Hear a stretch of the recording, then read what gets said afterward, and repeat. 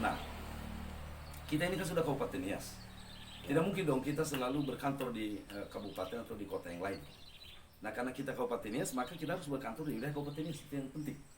Dan ini kita memaksa diri ini, meskipun dari keterbatasan yang ada, ini kita adakan kantor ini di Desa Baruje, Kecamatan Sugiharto, Kabupaten Nias, semata-mata untuk lebih mendekatkan ya struktur partai dengan kader-kader kita yang ada di seluruh Kabupaten Nias.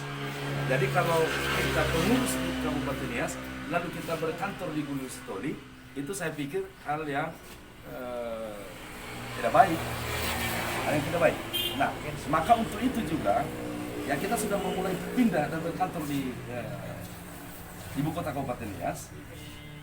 Maka seharusnya ketika kita Kabupaten Nias, kita tidak boleh lagi berkantor di Gunung Sitoli.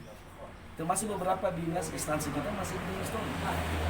Nah, ini kita dorong pemerintah juga ya harus melakukan seperti ini. Apa yang kita sudah lakukan ini, kita memaksa diri untuk pindah di Kabupaten Nias, itu setelah kita DPC baru. Nah, jadi sebelum ini ada kantor DPC di sana. Lalu semua kita kalau rapat harus ke Gunung Sitoli.